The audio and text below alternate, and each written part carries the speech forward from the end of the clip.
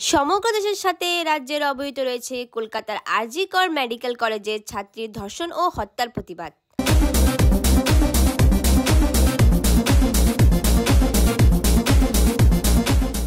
আজ সন্ধ্যায় লামনিং মজদুর union লামনিং rail স্টেশনে কলকাতার ঘটনার প্রতিবাদে একটি শ্রদ্ধাঞ্জলি অনুষ্ঠান আয়োজন করা হয়। নিখিল অসম স্বর্ণশিল্প লামনিং শাখা উদ্যোগে লামনিং বাজার থেকে লামনিং রেল স্টেশন পর্যন্ত হাতে মোমবাতি নিয়ে এক সমদল বের করা হয়। লামনিং রেল স্টেশনে লামনিং মজদুর ইউনিয়ন এবং নিখিল অসম স্বর্ণশিল্পী সমিতির সকলে মোমবাতি জ্বালিয়ে শ্রদ্ধা নিবেদন করেন। এদিকে লামনিং কালীবাড়ি আজাদ হিন্দ লাইব্রেরিতেও বলবিন্দর ডান্স স্টুডিওর ছাত্রছাত্রী এবং অভিভাবকরাও নীরবতা পালন করেন। লামনিং টাইম রিপোর্ট।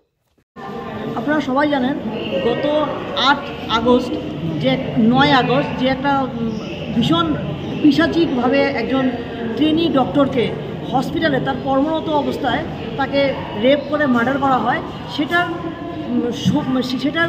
প্রতিবাদে এবং তার শোকে আমরা এখানে একটা কন্ডোলেন্স প্রোগ্রাম করেছি, শোক সভার আয়োজন করেছি এবং এটার মাধ্যমে আমরা এটাই সরকারের কাছে জানাতে চাই যে অপরাধী আছে তার জন্য কঠোরতম শাস্তি হয় এবং এইসব যেন নারীর বিরুদ্ধে যে অত্যাচার হচ্ছে এগুলো যেন বন্ধ হয়, তার জন্যই আমরা এখানে আজকে সব জমায়েত হয়েছি।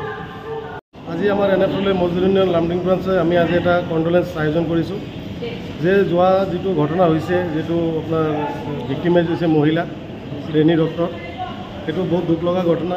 আমি অন্তৰৰ পৰা আমি মৰ্মাহিত হৈছোঁ। এনেকুৱা ঘটনা হ'ব নালাগে।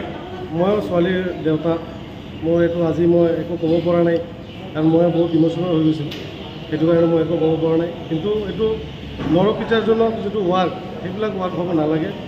আৰু মই চৰকাৰক এটা আবেদন কৰিম, এনেকুৱা এটা আইন আনক যিটো আইনৰ অধীনত সিহঁতক কঠোৰ শাস্তি দিয়া হয় আৰু এইটো দৃষ্টান্তমূলক শাস্তি হয় যে নেক্সট আৰু এটা বেলেগ মানুহ যদি কিবা এনেকুৱা কৰিব যায় সেইটো শাস্তি শুনা পাই সি আৰু এডভান্স নহয়, এনেকুৱা এটা ব্যৱস্থা হোৱাৰ কাৰণে মই চৰকাৰক আবেদন কৰিম।